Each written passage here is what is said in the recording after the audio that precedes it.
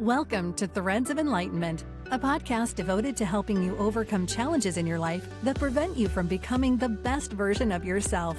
Each episode features interviews with people from all walks of life about their journey of self-development and the principles they utilize to overcome their fears to achieve their desired outcome. Ready to be enlightened? Here's your host, Ken Primus. Welcome to another episode of Threads of Enlightenment. As usual, guys, this is one of my favorite spaces right here because I get an opportunity to welcome our guests. To me, they're coming with a couple of things: very expensive time. What a precious commodity offered to all of us, 24 hours. Man, I tell you guys, as I get older, I learn to appreciate her. She is so powerful. I love hugging her and kissing her because she teaches me a good bunch of things: to value my relationships. She values my behavior, my interaction, everything about time.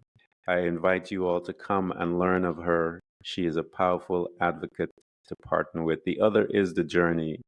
The journey is a powerful creator. It creates us all, and it has created even she is before us. And so that journey deposited a couple of things in her, though, that we want access to.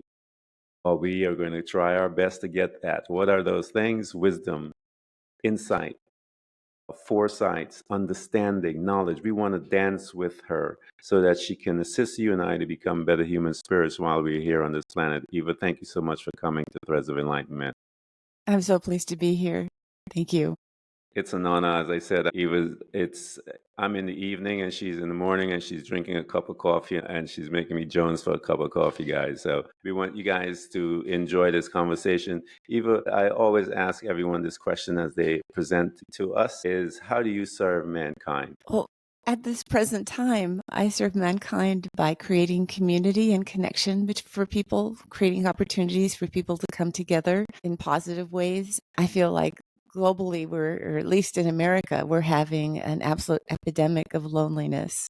And not just studies, but everything tells us that isolation and loneliness are not good for us. We're not, if the first humans didn't survive on their own, they survived together. But it was a long journey to get to this. This is not where I started. And I guess that's what we're here to talk about today. Yeah, I'm interested into that. And Eva's correct, guys. We have two journeys on this planet. And within those two journeys are several. We have the journey of self, that we have to find out and understand who we are in order for us to become effective. The other is the interdependent journey. And they're always fluid. And they change as time goes. They change as we mature, all of these different things. And so we invite you guys to embark on both, because that's why we're here at Threads of Enlightenment. One of the things that we do is, I tell people I enjoy this. I love jumping into that time machine that is called the memory, that we can access some locations that we stay briefly before we embark on our quote unquote adulthood, as we're supposed to get growing up. But I don't want to grow up anymore. One of the very first spaces that we reside, if you will, is called the family. This location houses two individuals that heads up that unit. You have mom and dad. Mom and dad are traumatized, however they were, and they see the world based on that trauma, their perspective. And they are now going to deposit data into you and I. This is where our first space where we encounter programming on this planet. What was your family like? Well, I am the product of a happy family, which delayed my journey through trauma somewhat, but I got there. And my parents were happily married until my mother passed away, and my father missed her until he went to join her. I'm most thankful for my two sisters. There's three of us, and we are so close. Even now, we talk every single day, and I can't imagine my life without my sisters. That is awesome, man. As you mentioned, that this family unit was a tight family unit. How did you relate to others outside of your family, let's say friends and so forth, that in high school, junior high school? What was your relationship with them? Because I love asking this, Eva, because we start forming certain patterns young, and how we deal with our emotions and relationships and stuff like that. What was your relationship like with others outside of your family? I've always been sort of on the extrovert end of that scale. Yeah. So I always, had a circle of friends, but I think a lot of my energy in the early part of my life was more directed inward towards my own creative projects. And well, I had close and meaningful relationships. That wasn't primary for me Hmm. until later when I realized how precious they were and how fragile. Yeah. But I've been very blessed and privileged and lucky in my life to have been surrounded by people who are kind and Yeah. caring, and of course I've tried to be kind and caring to them. It's yeah, I'm lucky. That's I've been a awesome. lucky person. As you're growing up as well, because I love the transition as we move through life, heading towards, quote unquote, as I mentioned earlier, adulthood. We're supposed to grow up. And my granddaughter says she wishes I would. So, what was as you're heading into like college and stuff like that? Did you choose college? Why did you pick it? And which field of study did you pick? I went to the University of California at Riverside because it was close to home, and I was a Hmm. homebody at the time. Yeah. I studied Russian language and literature in college because my grandfather spoke Russian, and I was very close to him, Yeah. and it just seemed cool and interesting to me. Yeah. I wasn't focused on like what was my career going to be. I just wanted to learn interesting things. Yeah. That was the time. Now it's a little different. There's more pressure, economic pressures on people entering college than there were at my time. Yeah. And while you were there in school and college and you are exploring more so language and understanding languages and so forth, while you're doing that, you will be exposed also to cultures and all those different things. As you begin to input all of these information into your being and not focus again, as you said, on the professional piece of it, how did that begin to affect you, and how did you begin to act and live your life with that additional information that you were receiving as a young college woman? Well, this is going to sound a little left out of left field. There was a folk dance club on campus when I was in college, and they did international dances from cultures all over the world, but particularly the cultures of Eastern Europe, the Balkans. Hmm. Yeah. And I started going and enjoying that, and that actually ended up changing my life in a number of important ways. I'm still playing in a band that plays music of the Balkans and Eastern Europe, all Wow. these 50 years later, Yeah. and I still love that. And I met my husband there Yeah. too, and that certainly changed the trajectory of my life. So getting involved and learning and meeting people from Eastern Europe and learning about those languages and Yeah. cultures have really enhanced my life, and it brought me a lot of joy Yeah. over the years. Well, being in music and any type of arts, I tell people the arts, it is an awesome place to be because it opens up a couple of spaces within our minds that we will utilize later on in life through those dark times. And one of those powerful things about the arts is that the imagination is expired, it's being used. We learn how to use our imagination. Music is a powerful tool that also can be used later on in life. I tell people about music and sound therapy. I said music is sound therapy. Nature is sound therapy. All these different things. You have the bowls that people use as well, voice and all these different things. I said anything that has noise can be utilized as therapy once you understand the purpose of the therapy. So here you are, you got a chance to meet your lifelong partner. You Hmm. also got a chance to pick up to be in industry or find the love of your life when it comes to music and arts and so forth. As you began to blossom in that space, Eva, talk to us, because I want people to understand music and the arts opens up joy within an individual. Talk to us about a little about that, because it is a powerful force, an emotional force that one will again tap into later on in life as we go through. I tell people, or I try to tell people, Eva, there's nothing that you will learn in this life that you're not going to use.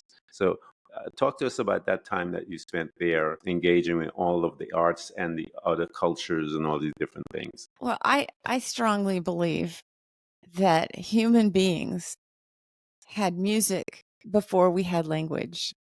That it Yeah. is one of the most elemental and innate things that we have as human beings. It's one of the things that made us human Mhm. back in the earliest days. You know, if you think about just our very survival, any activity that bonds a group of people together, uh, that helps them cooperate Yeah. and survive in difficult situations. So rhythm, you know, making a rhythm together as a group, telling stories around a fire. I was just last night, I was sitting around a fire with friends telling stories and singing songs, and I felt like a cave woman. I mean, this is what we've been doing for hundreds of thousands of years, and it still works because it's part of our inheritance. Yeah. There's no culture in the world anywhere that doesn't have some form of music or dance or rhythm, because it's part of what made us who we are, and it still is this incredibly powerful energy that we can just Yeah. tap into so easily. And I'm I'm sorry that more people don't get together and just sing a song together, because they'll feel so much better afterwards. Even if you Yeah. don't have to be good, that's not about being a good singer.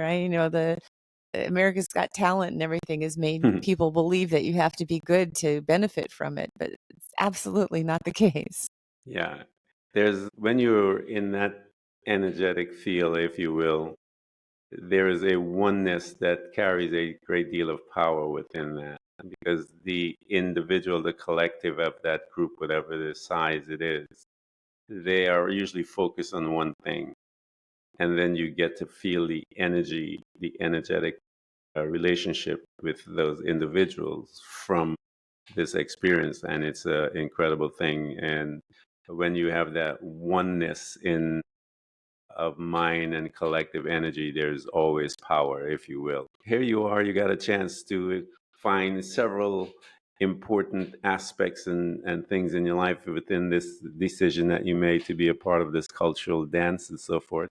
As you're moving through life, heading out, like as I said, further into quote unquote our adulthood and stuff like that. And you're now living your life outside of school. You graduated and stuff like that. Did you marry your husband around that time, or did you guys were just what was the situation with you guys at that time? I didn't marry him while I was in college. It was after, but not too long after. Well, we moved in together and we lived together Yeah. for a few years, and then we got married when I was about 25. But we were heading that way for quite some time before that. So Yeah. marriage itself was just a formality. Yeah. Yeah. Yeah. And you got a chance to marry your lifelong partner, and you guys are living life and stuff like that. How were you managing Eva in her life at that time? How did she live day to day? What was her mindset about life, about future things? What was she like as a young woman? Oh gosh. I wanted to make a home. I Yeah. wanted children. I didn't want children right away, but when I did, I wanted them very badly. Yeah. Um, and I wanted to find uh, the the creative out the creative outlet was not something I could make a living at. Yeah. But so I went through various jobs that were just, to help put dinner on the table, and live my actual life after Yeah. work. With my husband is also a musician, and we played in the same bands and we were involved in the same groups all from the beginning to this day. Hmm. So, work would end and we would head off to dance or to play or Yeah. to have a rehearsal or, whatever it was that was going on that day. And that was really the focus of our lives until we had children. Yeah. And even after we had children, we still remained involved in the music groups. So they grew up with it.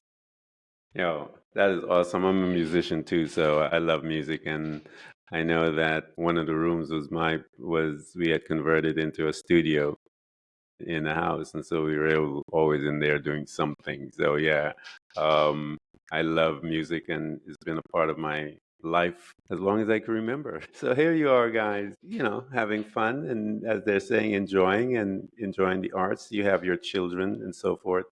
Talk to us as to the day that your life changed in your story, because you had mentioned that you're a late bloomer when it came to the traumas of life, if you will. Talk to us about coming up to those things, because there's quite a few changes even that you had, Yeah. um, that came upon you.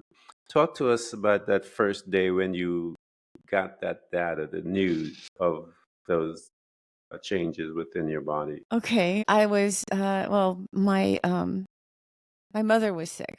She had cancer, and it was the second time she had cancer, and it was much more serious this time because of our family history and ethnicity. This time, the doctor suspected that she might have a genetic mutation called BRCA, Hmm. which brings a very heightened risk for breast and ovarian cancer. So she got tested. And not that it would help her at this point, but she had a 50, if you have this mutation, your children have a 50-50 chance of having the mutation as well. So she was tested and she tested positive for BRCA1, which is the worst one. Yeah. It brings a almost 90% chance of breast cancer and a 55% chance of ovarian cancer and the deadliest Wow. forms of those cancers.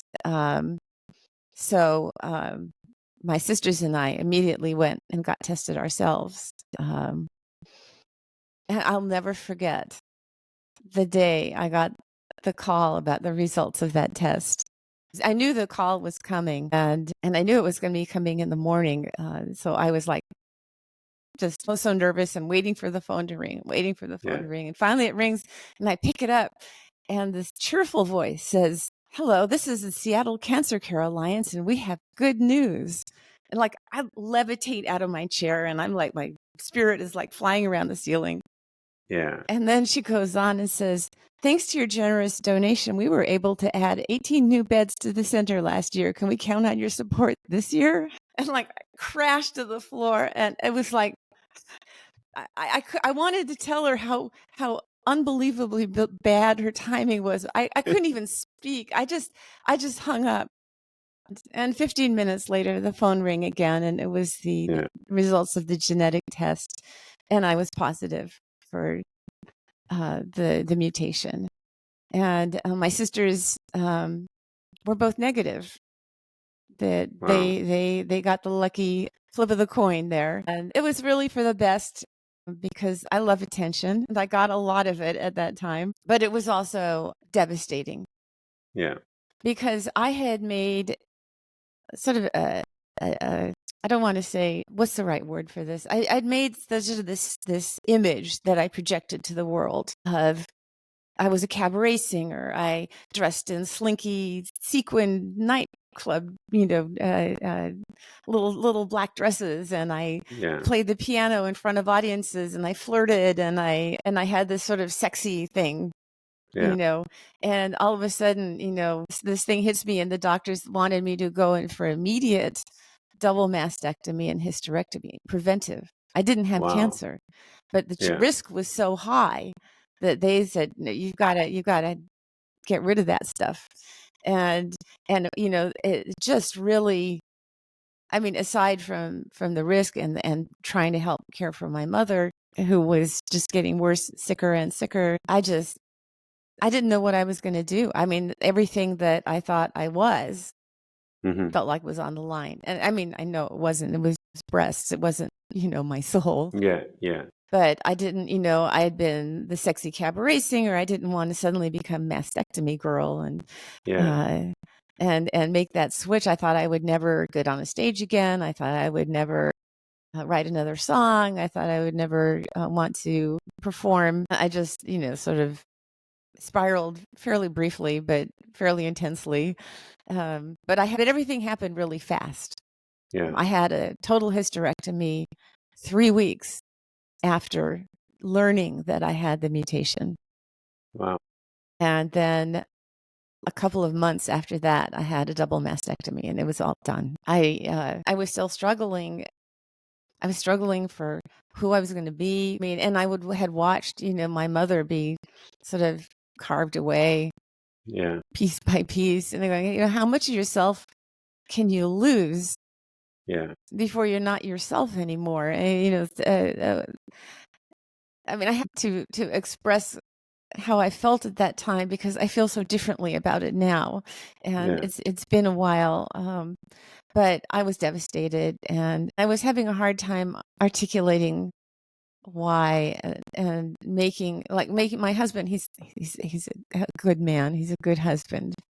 But it was hard for him. It's not that he was personally devastated by not having access to my breasts going forward.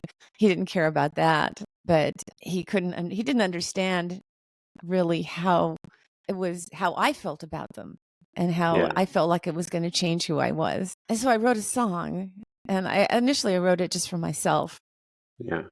about how I felt about losing. I felt like I was losing myself, and this me was dying, and and I had to say goodbye to her. Yeah.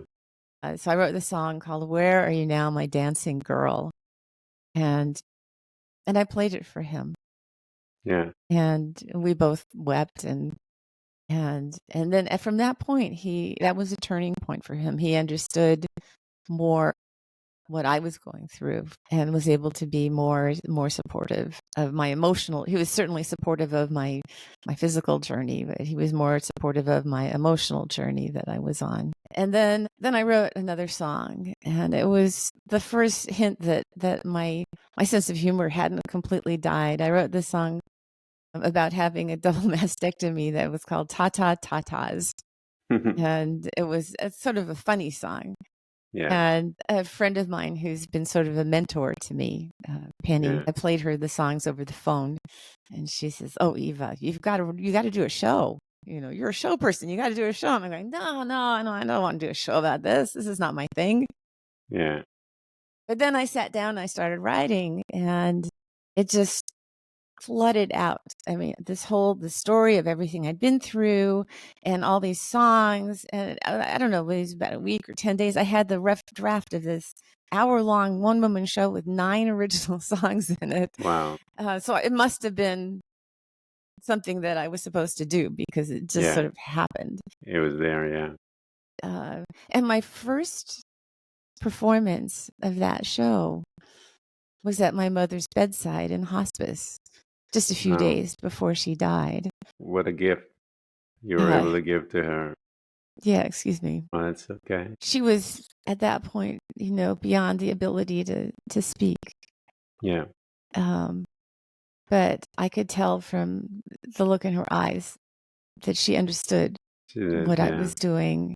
And it wasn't a very polished performance. I've done much better versions of it since then, but there's no version of it. There's no performance that is more meaningful to me. That memory of sharing it with her, and so that she knew that I was going to be okay. That is powerful. A powerful And gift. after that show is called The Mutant Diaries, Unzipping My Genes.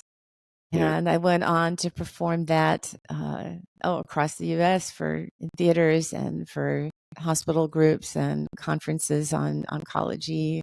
I performed it twice in the U.K.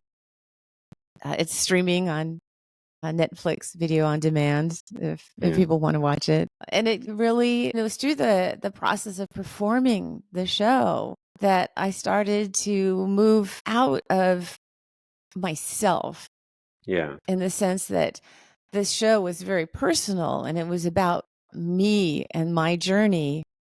But through performing it for other women some of whom were just starting this journey, some who were helping loved ones through similar journeys, and connecting with them and seeing how my story affected them and how they made it part of their journeys, that I started to move out of myself a little more and started to realize more how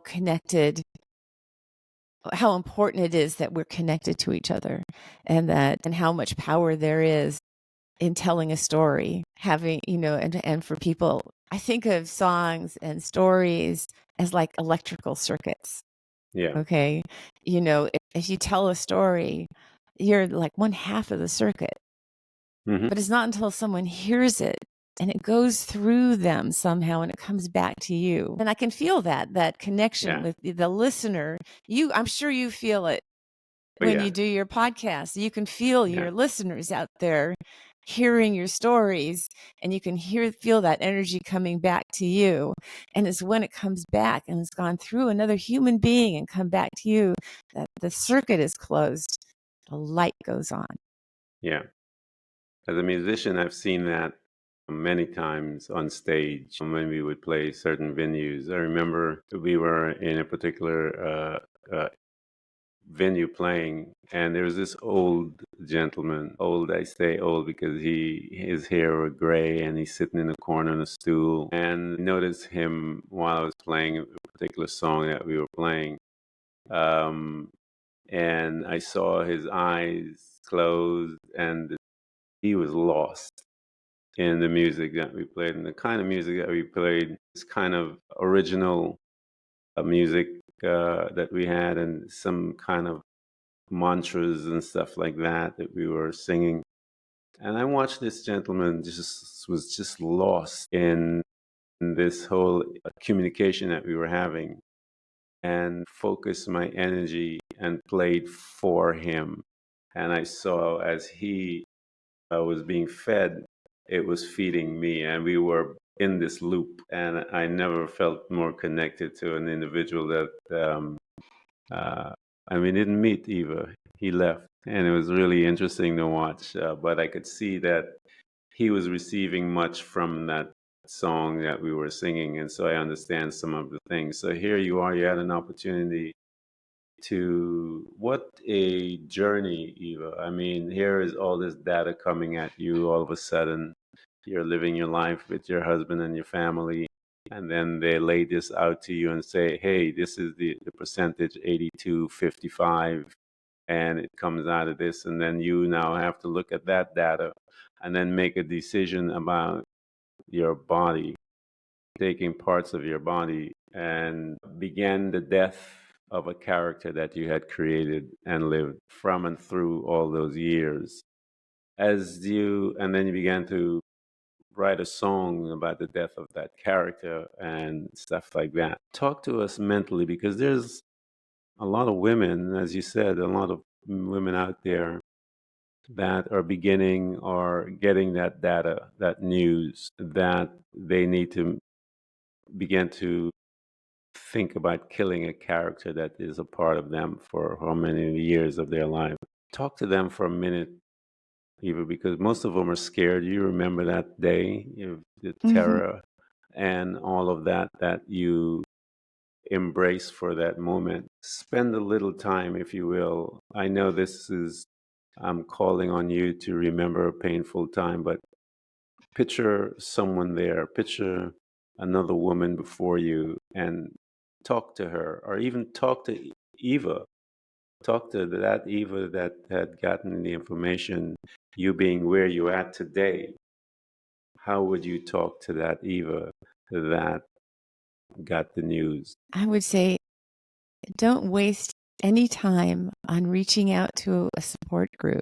I was fortunate that the genetic counselor who did my testing, when I went to see her after I got the test results, she told me about a website that was called FORCE, which stands for Facing Our Risk of cancer empowered, and they had a forum where people who were going through this journey could post messages, ask questions.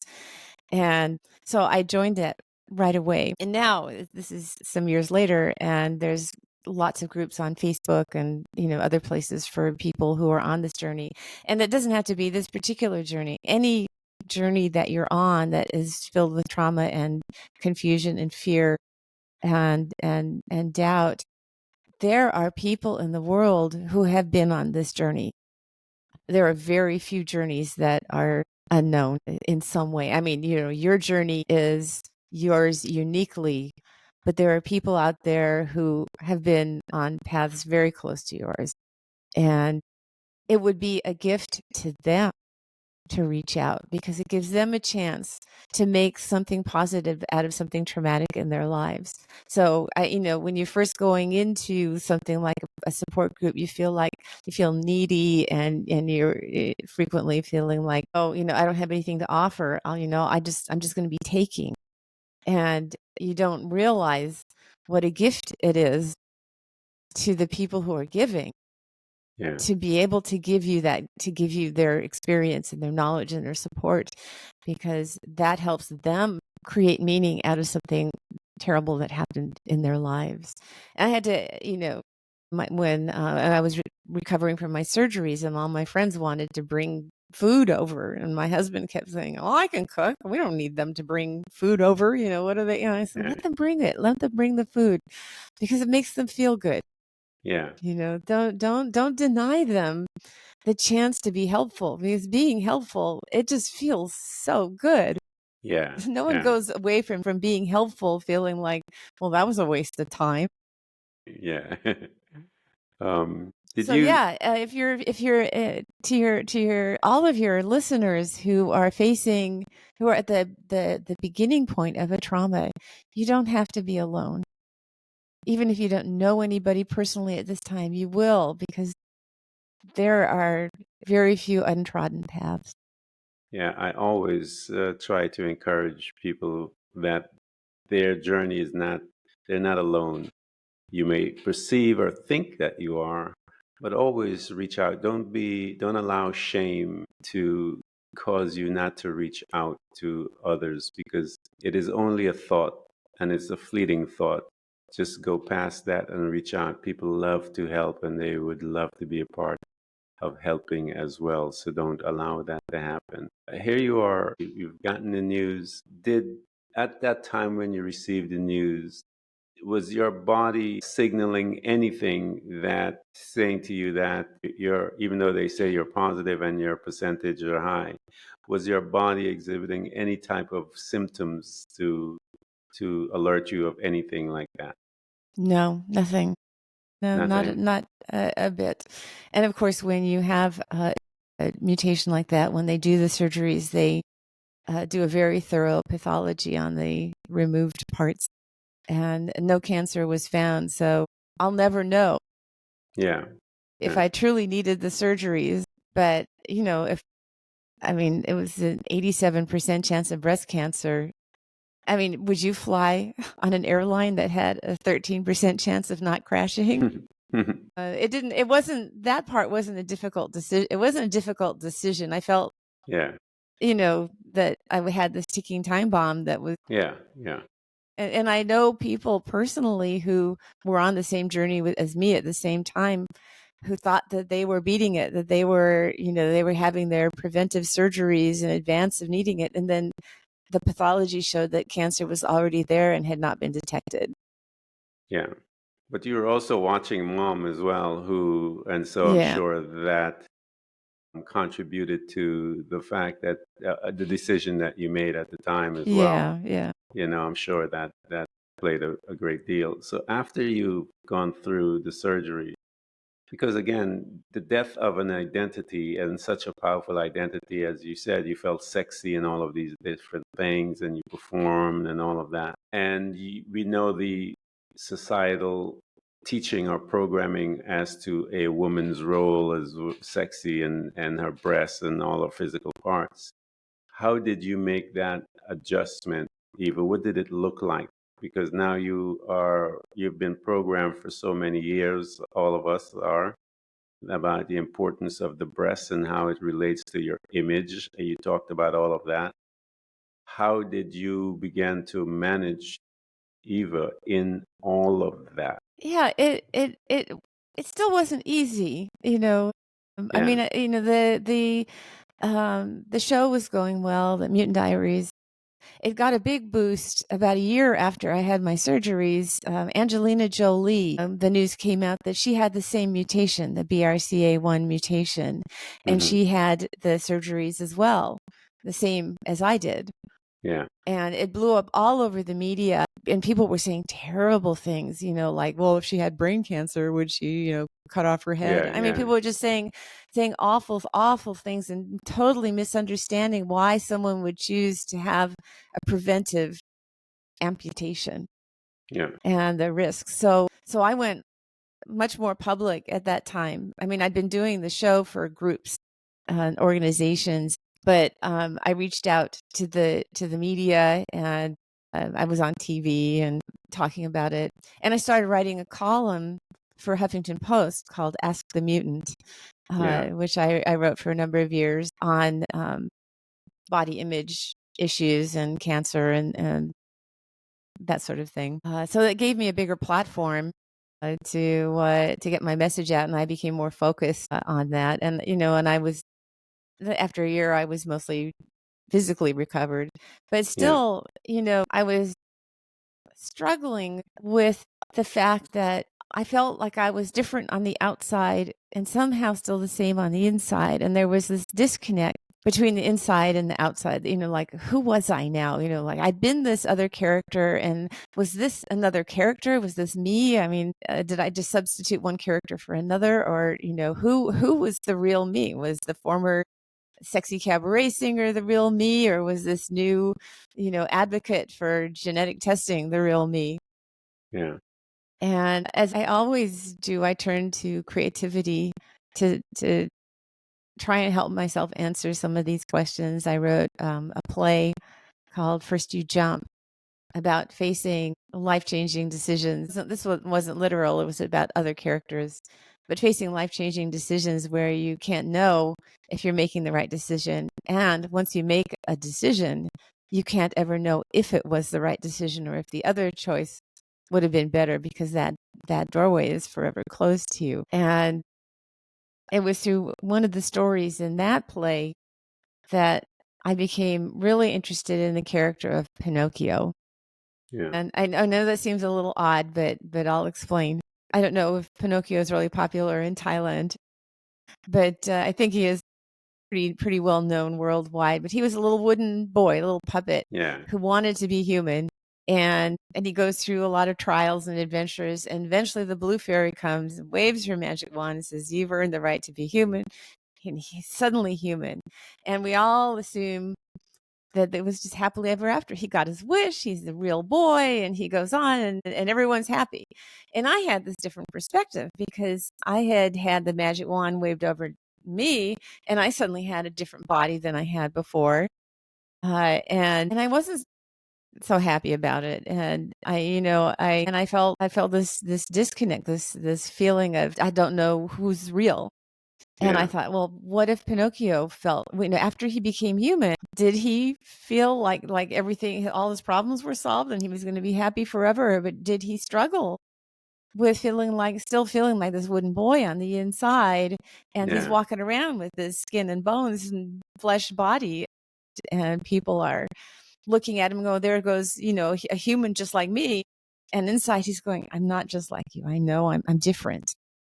Yeah. Because I'm not like you. I didn't have a mother. I wasn't born. I wasn't, you know, I was never a baby. And inside I still feel like the same person, the same wooden child I was before. But now I'm, you know, did he have imposter syndrome? Did he feel like, Yeah. well, you know, this is fake. You know, I've got this body that was just handed to me. So Yeah. I started playing around with that idea, and that led me to write the novel that came out last year. It's called Pinocchio's Guide to the End of the World. And it's about Pinocchio's journey to adulthood, Mm. and trying to reconcile the outside and the inside, and to discover who is he? Who is the authentic person Yeah. that is all parts of him. And it's an adventure novel with a lot of excitement and humor, and it's set in Europe in the years between the world wars during the rise of fascism. So he has lots of very, very dramatic adventures.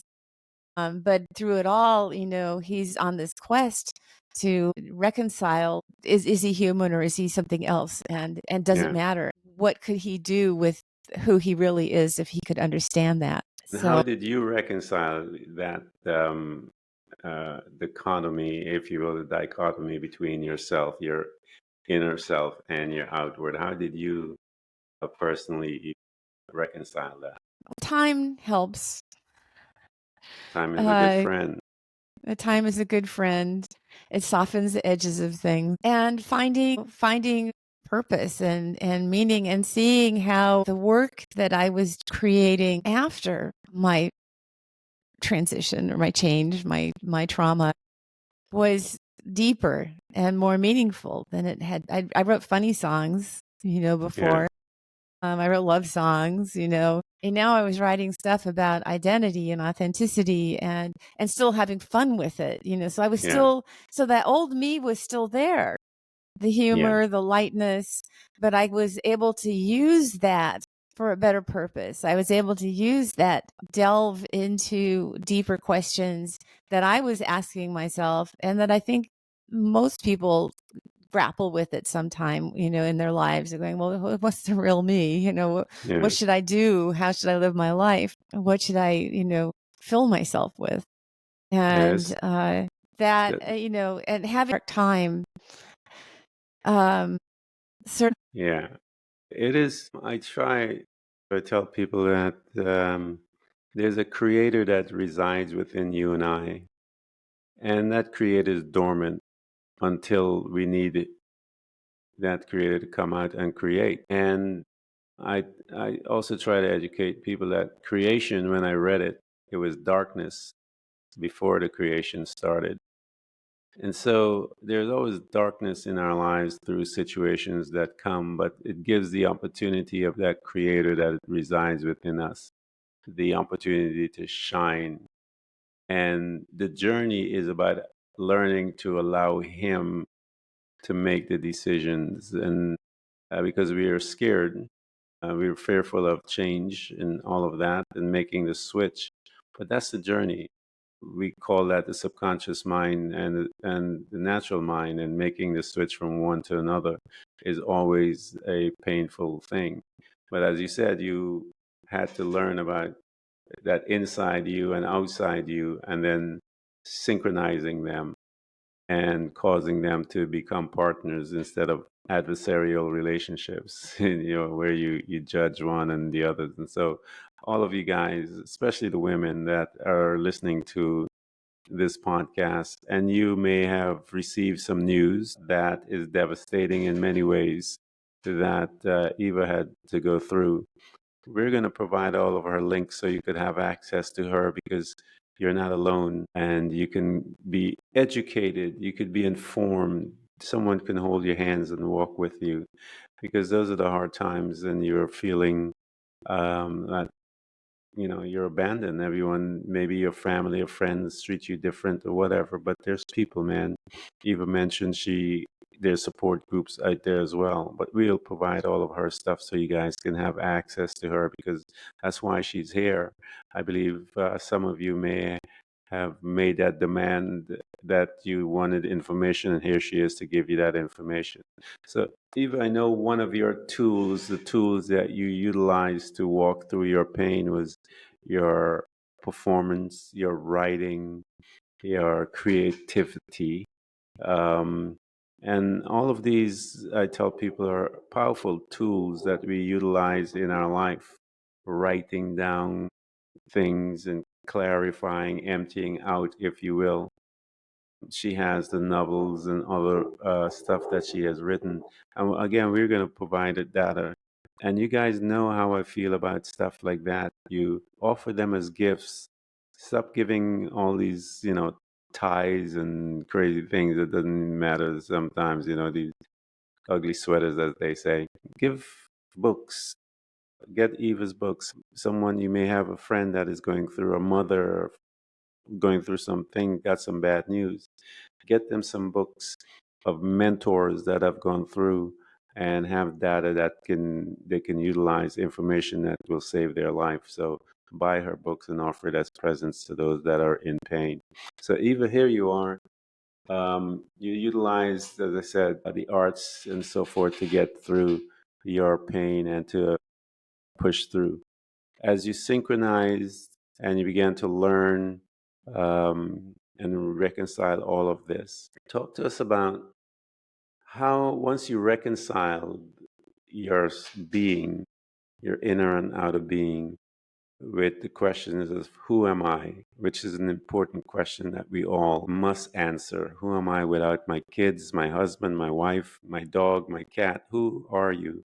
Dive in and find out. So, Eva, once you began to solidify your belief, how did you begin to lay your life out as a servant? Talk to us about some of those women that you had an opportunity. Invite us to one of those conversations, if you will, that you were able to hug and hold and move through their pain to come to the other side of that journey of self-expression. Well, this one story that comes to mind was a performance I did in Philadelphia. And people come up afterwards and talk to me often.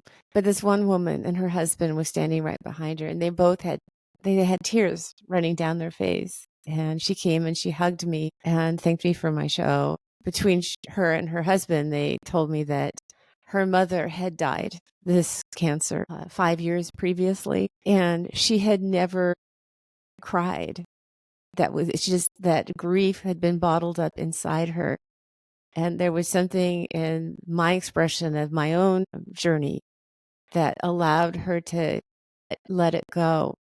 And Yeah. her husband was crying because his wife was finally letting it out. And I think that was the start of, I don't know what happened to her after that, but I have to believe that it was the start of things becoming better for her, to unbottle that deep grief at the loss of her own mother. Yeah. So I'm that sure. story sticks with me, that interaction. It was very brief, but I will never, ever forget it. It's a powerful story, that the thing about serving, Eva, and I tell people, hurry up and get here, but we know the cost of becoming a servant is very expensive, but it's worth it. When we get a chance to live from there, there's a degree of joy and satisfaction that only a servant would ever get a chance to experience. And it's hard to explain to the non-servants, if you will. It's just something you have to explain. I mean, you have to experience. And what it does to you, the individual who is serving, and the energy that you get from it, the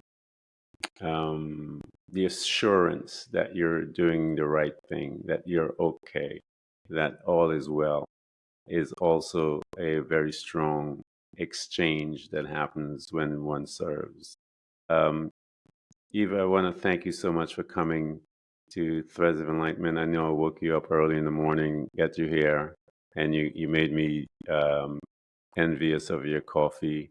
And I Sorry. really, truly want to thank you for your sacrifice and coming and sharing your journey with us here at Threads of Enlightenment. Well, thank you for having me on your podcast. It was really an honor to chat with you today. And I hope that your listeners can find some meaning and a message that's helpful to them. Thank you. And guys, we will make sure that we provide all of Eva's information so that you can reach her. As I stated, we're going to put together the books.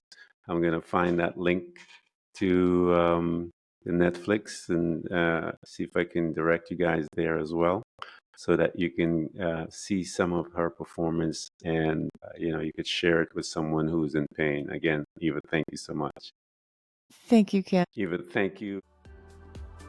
Thanks for tuning in to Threads of Enlightenment with Ken Primus, Hopefully, you're now feeling more empowered to overcome the challenges in your life, whatever they may be.